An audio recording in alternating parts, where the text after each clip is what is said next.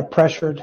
And then the second play, I think, was a bad snap, or maybe it was the third play. But he had a lot of people in his face at that time. And so, it was hard to get the ball down the field. Disaster versus chaos. That's the more interesting matchup, I think, this Sunday than the Texans and the Vikings.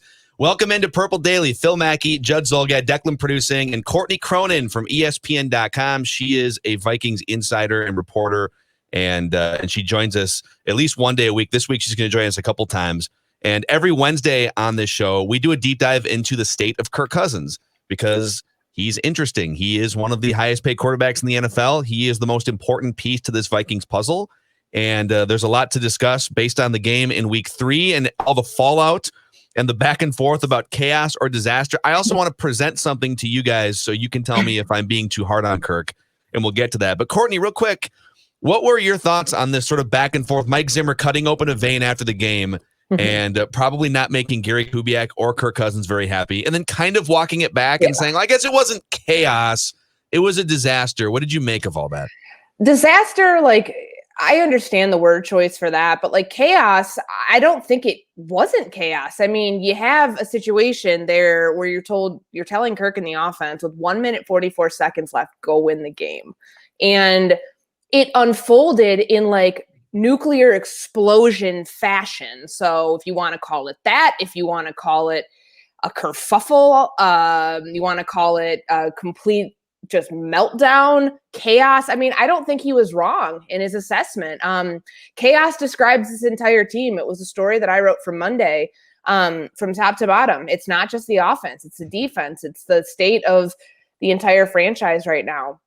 And I'm sure that there's some feathers that were ruffled with that, making it sound like they don't know what they're doing. They certainly do, but the execution was very poor. So I don't think Mike Zimmer was wrong to call it chaos, to call the drive a disaster. I mean, if he wants to walk the word choice back because it didn't sit well with people, that's his prerogative. But I think he was right the first time to kind of just go all in there and really, say how he felt. And there are going to be people, I know that I saw it, that are saying, well, what about his defense? Why doesn't he ever why doesn't he ever call his defense chaos or say that they're a disaster? And that's what I think, we're going to start seeing if this continues, that you'll start to see the fingers pointed at different directions. And, did Kirk Cousins take a shot at the defense? Did he not? With the 500, anytime you put up nearly 500 yards and 30 points, you're doing something right. You can insinuate that. But I think it's going to get worse before it gets better. And that's certainly, it's going to be very much like 2018. The read between the lines season is what I call that, because it was Mike Zimmer and John DeFilippo sniping at each other, through the media. We could very easily start seeing that soon if things don't turn around. So Mike and Kirk are stuck. They're just stuck unless Mike gets fired, which Courtney, I certainly don't expect through the course of the 2020 season. All right, so let me ask you this. Let's play this entire thing out on the track it's going, which is not going to be pretty. It just is not. What do you think the odds are that either Gary Kubiak is fired, which probably he's not, but more likely walks away, because Mike now has very much a history of, if things don't go right offensively, Mike gets upset and Mike says flippant things. And I just don't know that Gary needs this. Yeah. Gary's got, I think, a farm in Colorado. Gary's got money. I don't know that Gary needs this. Zimmer can't fire him, because you cannot have 3 offensive coordinators in a 5-year span leave in the middle of the season or exit beyond their control in the middle of the season, because that is grounds for getting yourself fired. Because you can say what you want, and I know Mike has taken offense to people calling him difficult to work with, and kind of that notion that's out there about him, whether Norv put that out there or not, whether Flip put that out there or not, it's out there. So he takes exception to that. He doesn't like that. So I think that he knows he can't just fire Gary. And honestly, Gary isn't the problem by and large. I thought the play calling was better for the most part. I still don't think, that final drive had a lot going on with it, certainly with the offensive line. But, Kirk does not look comfortable in shotgun. And given how much he was pressured that day, I thought that was an interesting choice, at least for 3 of those 4 plays after the roughing the passer penalty. But nonetheless, I don't think Gary is truly at fault here. And I don't, to kind of gauge where Mike is right now, I don't feel like Zimmer feels like Gary's at fault here and he needs some fall guy. I honestly think that they just, given what he says week to week, guys are getting better. It sucks that they have nothing to prove for it or to be able to show for it, but I think he's kind of in batten down the hatches type mode. This year's going to be rough, but we're going to be better down the road. It's just going to be a matter of, will ownership give you that leash? Will they give you enough leeway to work with here in order for you to get to 2021 without having to have some firings of some sort? Because usually like midseason firings are typically reactionary type moves, not like, hey, we've calmly and rationally thought about this. It's, we need to do something. I remember in 2018 when he fired DiFilippo, he said he did it to save the season. Well, it didn't save the season. But that's a reactionary type move of, I can't go any further with the way that things are. So I don't know if they have a choice. I feel like they're going to have to go further and go the distance this season with what they have, because it's going to just the optics of firings this year or really anything, guys, like just given the extensions that everybody's received, looks really financially irresponsible. Yeah. And they did. I mean, and to Kirk's point after the game, 30 points and 450 yards or whatever, like the offense in total was much better in week 3 than it was in the first 2 weeks. And we saw, we'll talk about Justin Jefferson's breakout performance here on the show too. And he has emerged, it looks like, as a star receiver. But I think my biggest criticism when you listen back to that Kirk that little like jab that he took about, well, I mean, he can call it chaos or whatever is kind of what he was implying. But when we score 30 points and we put up that many yards, usually that's enough to get it done. And my criticism to that has been, right, but you can't ignore what happened on the final drive, because most NFL games come down to late in the fourth quarter. It's a 1-score game, and the quarterback has the ball in his hands.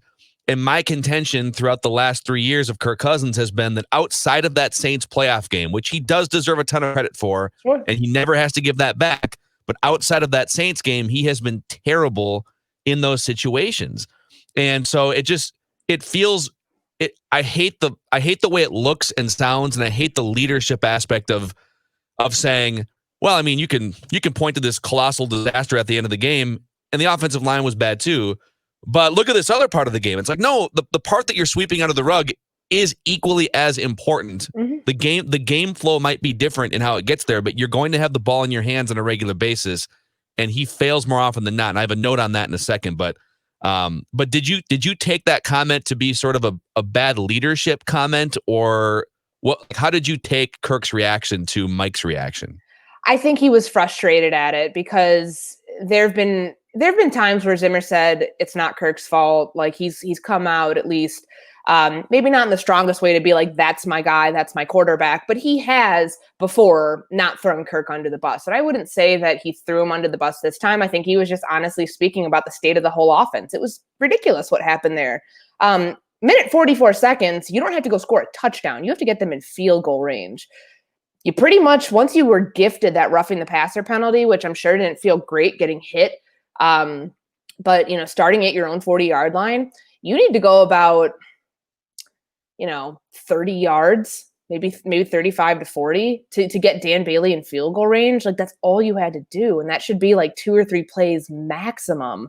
But I think what this boils down to is like, well, who do you blame for the chaos? And this is what I wrote coming out of that game, because there's a lot of blame to go around right now, right? Can we all say it's Rick Spielman's fault because he didn't address the offensive line? No. Can we say it's all Mike Zimmer's fault because his defense got gashed and there was gains of 41, 44, 61, 38 yards? Just get big explosive plays. No, you can't say it's all Mike Zimmer's fault. Can you say it's all Kirk Cousins' fault? No. There's collective chaos that really starts at the top of why these people are here, why they got extensions. I think ownership certainly needs to look at itself in the mirror and say, did we make the right decision? And yeah, it's 3 weeks, but I don't think the way that they lost these 3 games in these 3 weeks is not cause for concern. So I think that you look at it through that lens, in assigning blame and figuring out, okay, who's at fault here, and how's it fixed? But Cousins saying that doesn't surprise me, because, by and large, you're never going to get Kirk after a game to be like, T-Mac style game 7, that's on me. He's not going to do that. He never has. And it's kind of frustrating when you cover this guy and he's had chances to be like, yeah, like it's on me. I think the fan base would love to hear some culpability there. And not saying, what was that game that Cat, like, was that a playoff game where he like scored like 40 and 20 and he's like, oh, I sucked. Like, don't be disingenuous like that. Yeah. Like, whatever that situation was, don't do Amen. that. But like, show some sort of culpability. Be like, man, that final drive, like we had a great game up until that point and we imploded and it sucks. And I can't have that happen. As the quarterback, as the leader of this team, I can't have that happen. But you're never going to also hear Kirk Cousins kind of come out and pull the Kyle Rudolph of as a leader of this team. Like Kirk kind of, he's a very quiet leader. He is not your prototypical NFL quarterback being like, this is my team, this is my locker room. Like I don't know if that's calculated. I don't know if he chooses to do that for a certain reason, but you're never going to find him doing that. So the lead by example thing, when the example's good, is what he's going to lean on. And he just hasn't had a whole ton to lean on. So I think I understand, Phil, like that comes up kind of off as a, well, like we did our part for the most part. You can't really look at us. Like, if he wants to call it chaos, whatever. But I think I know that he later said like some good things about Harrison Smith and the defense, and that was a little later. But, at that moment, it did kind of feel like a little bit of a shot back at Zimmer in the defense. So I'd like to go back to March 2018 for the start of this the start of where we're sitting here discussing right now. Okay. And that's the relationship. And look, I will grant you that this is when you are trying to acquire or sign a franchise quarterback, Courtney, I will grant you that this is a difficult discussion and it's a very difficult thing to gauge. But I think at the end of the day, when this is all said and done, we are going to see the marriage of Zimmer and Cousins as one of the worst possible between quarterback and coach. And here's why. Think about this. Think about taking Case Keenum's brain and putting it in Kirk's head. Because Mike Zimmer is very comfortable with, and look, this might not be right, but it's who he is. He spent all of 2017 basically going to podiums and questioning his QB, who was having this miraculous one-time, and we all knew that, but one-time great year. And that quarterback was told everything that Mike said in his postgame, and that QB basically was like, yeah, okay, cool, bye, see ya. Hey, it's my offense, blah, blah, blah, blah. So I really think the starting point here is not Cousins' ability as a player on the field all the time. It's his ability to be able to process what his coach is saying and how his coach treats him. And the last thing is, you can never tell me that at some point in time, Zimmer was not pulled aside by Spielman, the Cousins camp, I don't know whom, early on after Kirk had been signed and told, you can't do this to Kirk. And that in itself is a problem. Well, ego comes into play here. You're not going to tell me how I can talk about my quarterback. You're not going to tell me how I have to handle somebody. You're not going to tell me I have to handle him with kid gloves. It's my team. But then again, like I always defer back to this one meeting, what was it? Like February, it was the weekend after DiFilippo got hired here. So they finally have an offensive coordinator in 2018. There's 6 people in a meeting room that all decided Mike Zimmer, John DiFilippo, Kevin Stefanski, Spielman, Brzezinski, and Peyton. Minimum 6 people. Might have been somebody else in there too, but I know those 6.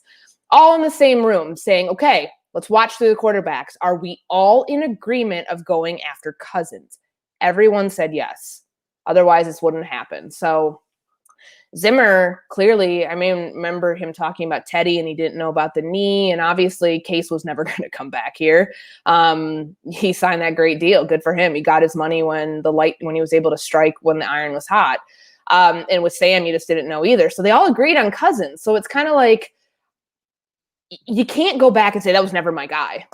You didn't treat him like he was your guy, but you agreed to bring him here. You are part of essentially this whole brain trust that decided to bring this quarterback here. So you have no one to blame but yourself. And maybe he was like the best of a mediocre bunch, but you still did it. So I definitely think that Kirk is somebody, though, when it comes to the processing and when it comes to Matthew Collar, and I were talking about this on his show, Purple Insider, of like Kirk has big bunny ears, the big bunny ears that hear everything. And anybody can say, yeah, I don't really read all that stuff, blah, blah, blah. He sees and he hears everything, because I think that honestly has an effect on him.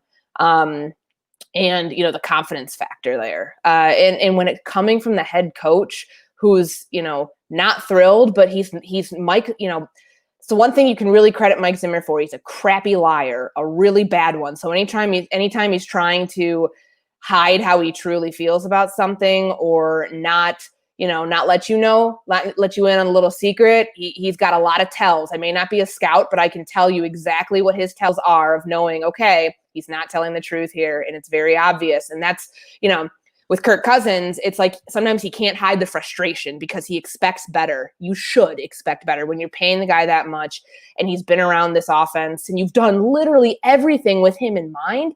Like, I understand the frustration, but I don't think he's going to change. And, at this point, it's kind of like, hey, Kirk, figure it out or don't. And that's kind of how I think Zimmer approaches it.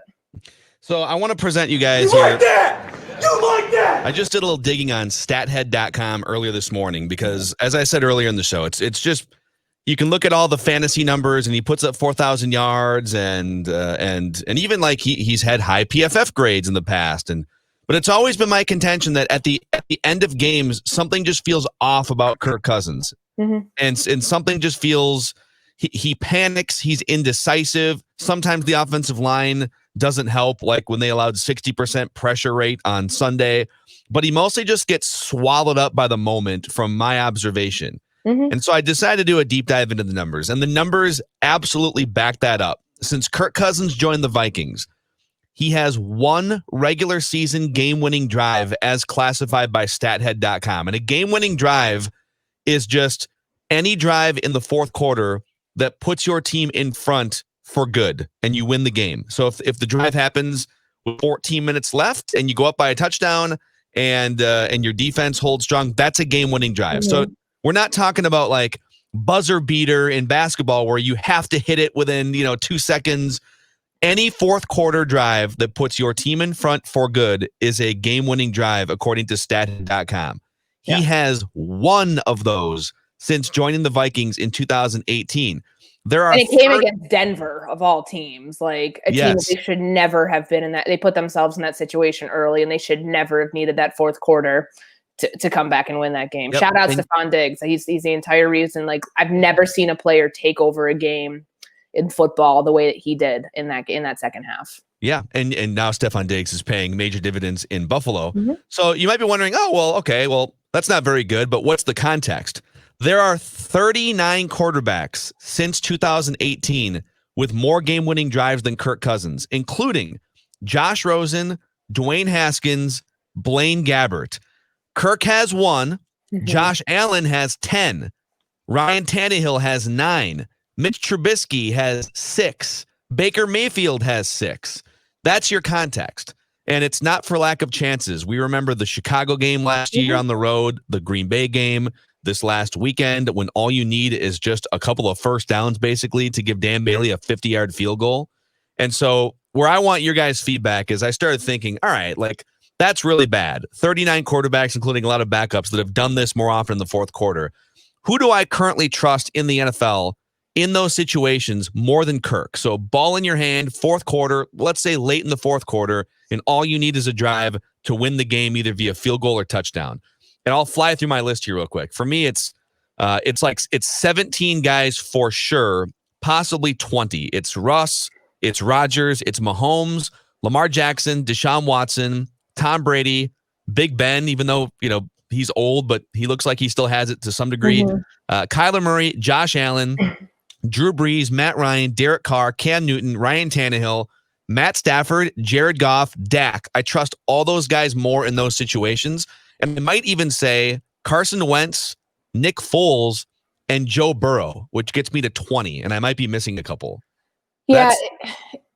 I hear you. I always struggle with that stat specifically because I brought this up when I was going through it the other day. Like when I covered the Raiders in 2016, every game was a heart attack waiting to happen. Derek Carr had something like 7 or 8 fourth quarter / game winning drive, fourth quarter comeback game winning drives. Like that was, what's classified as what you laid out, Phil. And I remember it's like, what does that stat tell you? It tells you that the quarterback was clutch at that time. It doesn't necessarily tell you he was on a great team, though, because in spite of that team making it to the playoffs, their defense was awful. Like, it's just really bad. So their defense put them in that situation where they had to have these fourth quarter comebacks regularly to win games. And, there are a lot of good teams in the NFL. So like you mentioned before at the start of the show, you're going to have games that come down to the wire. Does that mean that, one team's defense or both teams' defense were awful and it just became shootouts? Maybe, but it also could just be the flow of the game and just kind of natural things that happen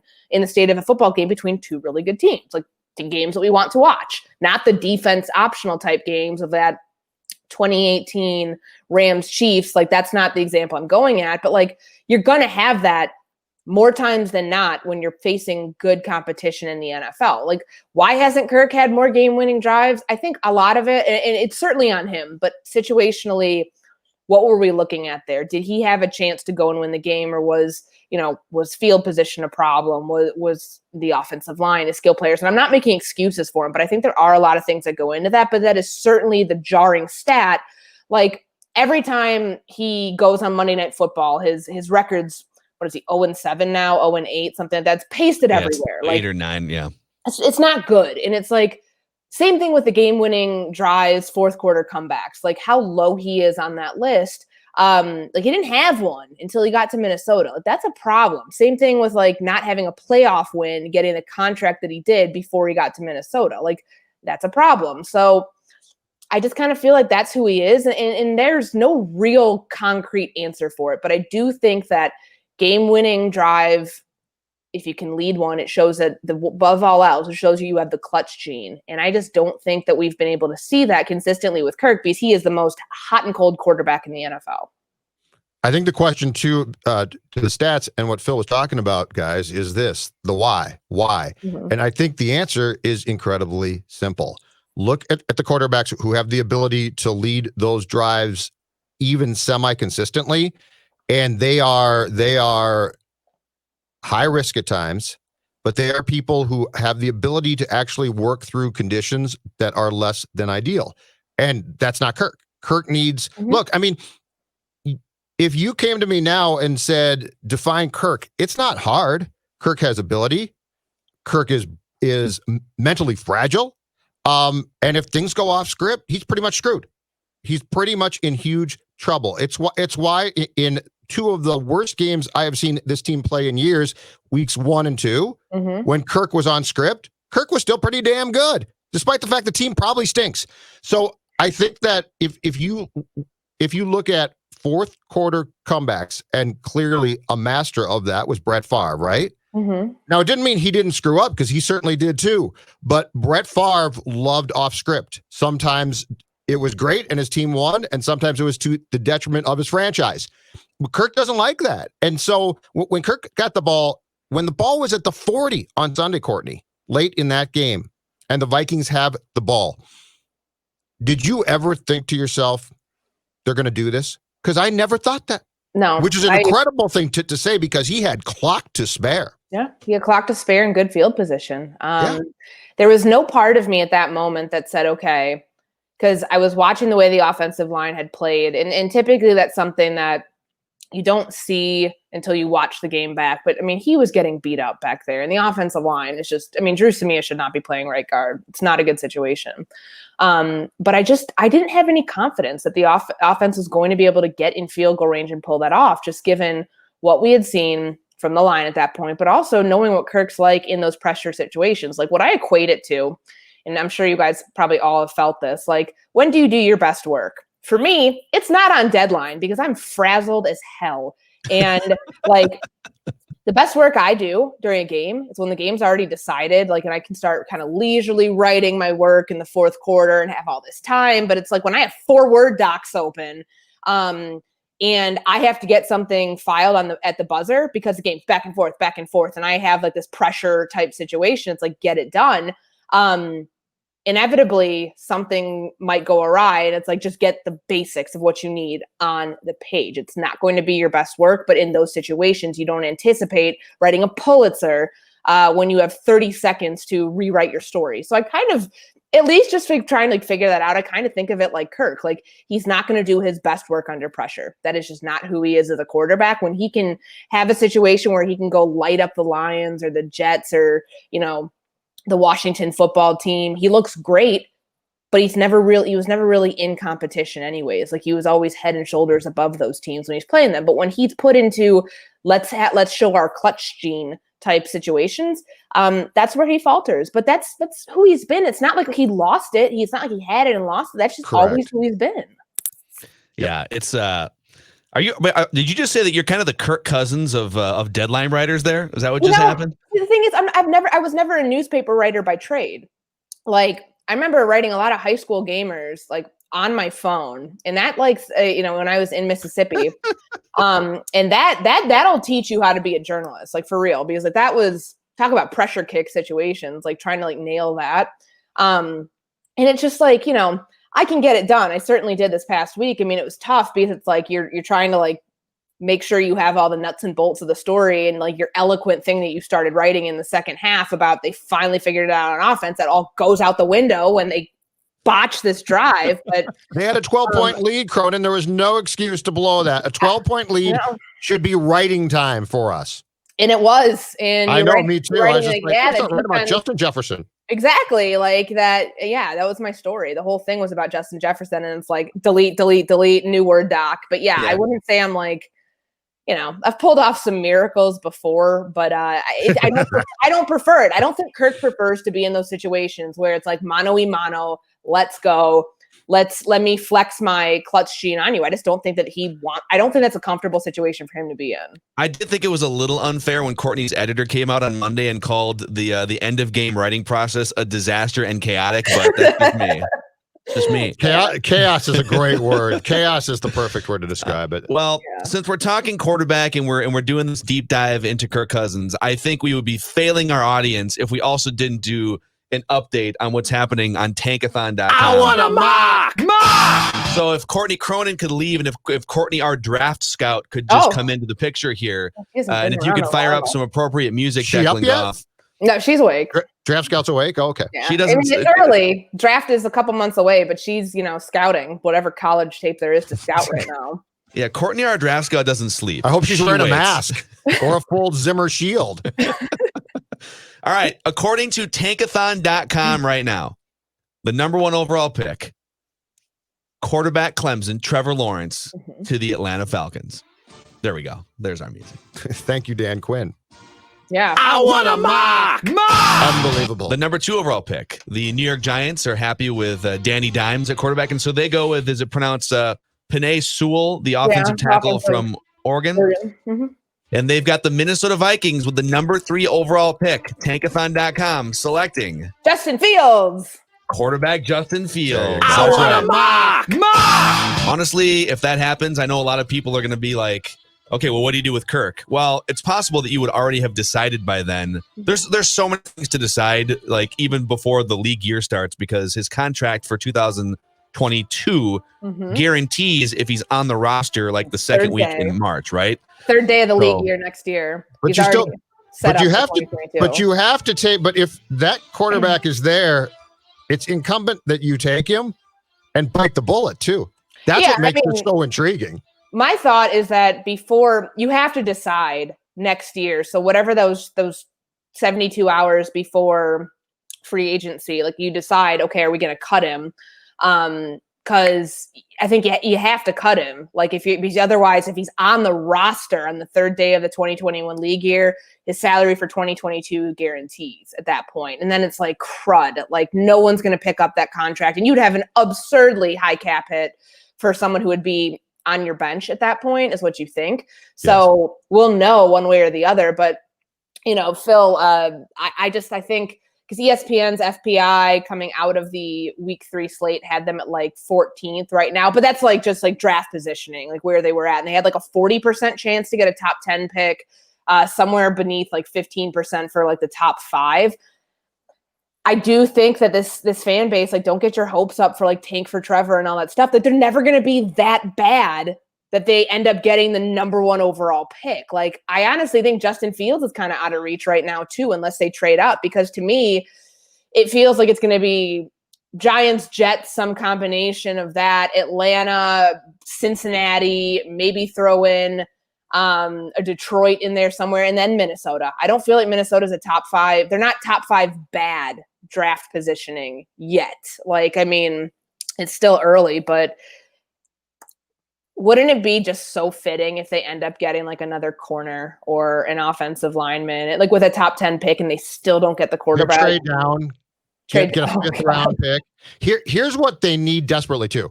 They need the Falcons to finally do the right thing and fire Dan Quinn soon here, because I think the Falcons can go on a run and win games, but they have to have a different coach. They have to. You have to, if you're rooting for the tank path here, and there's a lot of people that listen to the show and that watch the show on YouTube that are all in on tank for Trevor or whatever. Yeah. And so if that's the side of the fence that you're on, this game against Houston is pivotal. Yeah. You have to lose this game against Houston. You're going to lose to Seattle. Go Bill O'Brien. And to Judd's point, if the Falcons can make a coaching switch and get that boost for week 6 or whatever week that will be, week 7. The problem is your schedule on the back half. There's a lot of teams that are also going to be vying for the Tankathon title. There's the Jaguars. There's the Carolina Panthers, the Lions a couple of times.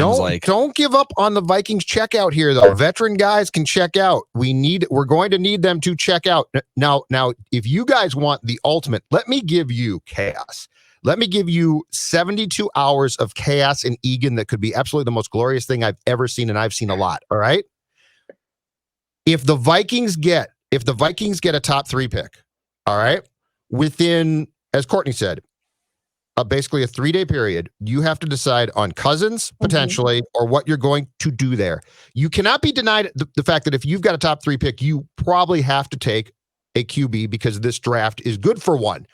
That brings up the huge curveball chaos factor. Within that time period, you probably have to make a decision, and it could be an expensive one, on your head coach. Who do you want to handle the new quarterback? And if you have to handle a Cousins new quarterback situation, Zimmer's the last guy on the face of the earth that can do it.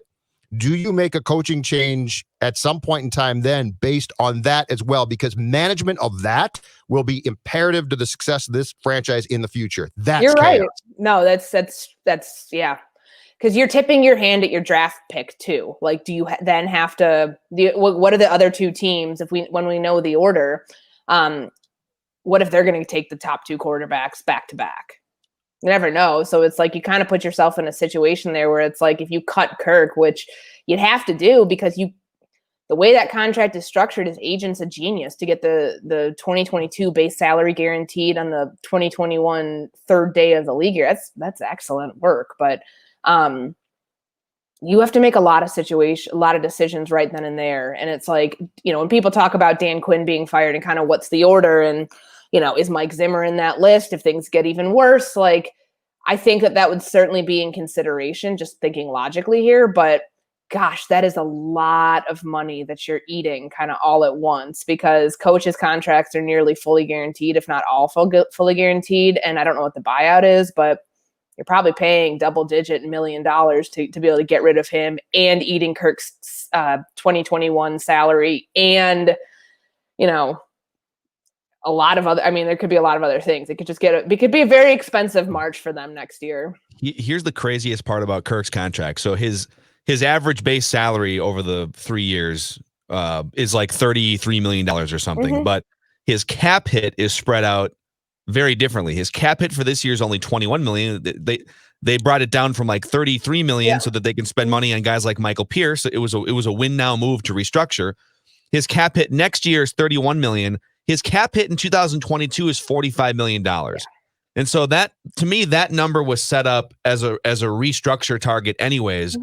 But I just don't like, if you restructure it, then you have to guarantee him money into 2023. And so I would like, if this keeps going the way that it's going, it's a sunk cost. It's money that's like keep spreading it out and restructuring and you're not fixing your quarterback situation if you feel like you have to move on. And so I would take a long, hard look. If you can't get a 7th round pick for him or something in a trade after the season, I would actually crazily consider flat cutting him and eating all that dead cap, because at some point you're going to have to do it. Eric Eager came on here last week and he's like, just do it. Yeah, you're gonna have to do it anyway. So you've set yourself up kind of for that situation, I think, as a as a franchise, like just given the way that you structured the deal, given they weren't going to, his representation was not going to take anything less than a fully guaranteed deal again. And yeah, this isn't technically that, but it's mostly fully guaranteed. I mean, the fact that you have your salary for a year out, it's guaranteed on the 3rd day of next year. Like, that's crazy. But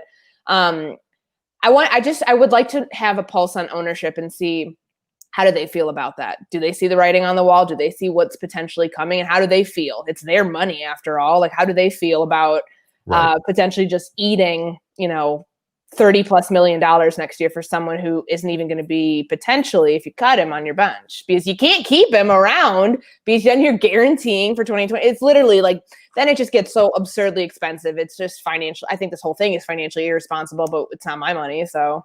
Right. But I think the problem is this. I think ordinarily the Wilfs probably would go a long way towards going down the path that we're talking about if they were advised that was the best plan. Mm-hmm. But we're talking about COVID time now, and we're talking about, there's no fans in the stands. There is no question that the amount of cash that the Vikings and the rest of the league is going to bring in 2020 is not going to be the same. And so are you willing to pay off all of those people, including potentially your head coach, to go away and then hire a new head coach who's going to cost you a lot? And it's going to take time, probably. Cash is down. Yeah. So I don't know about that. They better start filling those rooms in the hotel, like make some money somehow. Because you're right. Like a nice hotel, by the way. Beautiful hotel. That's a really nice hotel in But it's just like, you look at the situation of just like we forget that we're still in the middle of a global pandemic and the cap could potentially go down next year. The Vikings don't, Courtney. They can't go into practice. Yeah, they know they're in the middle of a global pandemic, but the rest of the league apparently doesn't. But yeah, no, I mean, it's the financial implications. Like, you've got to wonder, is ownership going to maybe put their foot down, because they have been very loyal to people and paying absurd salaries and doling out really expensive contracts, maybe where they shouldn't. Like, are they going to have to be like, sorry, the well's drying up a little bit? Like, being responsible financially. I know you're billionaires, but good Lord, like, you just willing to throw millions of dollars out the window? Like, that's not probably the smartest business strategy if you want to continue to own this team for another 15 years. So, well, basically fill the hotel if you want to see change at quarterback. That's the message for this podcast. Quick shout out to Corona Hard Seltzer. The Ultimate Home Tailgate Party is our giveaway this month, at least the back half of this month. A 65-inch TCL TV with a soundbar, $200 worth of Grunhofer's meats, and $100 to MGM Wine and Spirit. So a big TV, a bunch of red meat or whatever, and maybe some white meat, and some $100 in MGM Wine and Spirits. Like, that's how you get over a rough purple loss. That's a Tuesday for Judd. It is a Tuesday for Judd. Yeah, it's Tuesday, Wednesday, basically. I mean, that's a lot to digest in one day, so I usually spread it over two. But it's pretty accurate. There's 2 ways to enter, and you have to enter by tomorrow. Download the Score North app. It's free in the Apple and Google Play stores. You can register your name and email and enter through the listener rewards link in the top right corner, or just go to scorenorth.com and click on rewards. You'll see it right there. Thanks to Courtney Cronin from ESPN.com. And that's a wrap on this episode of Purple Daily. We'll see you guys tomorrow.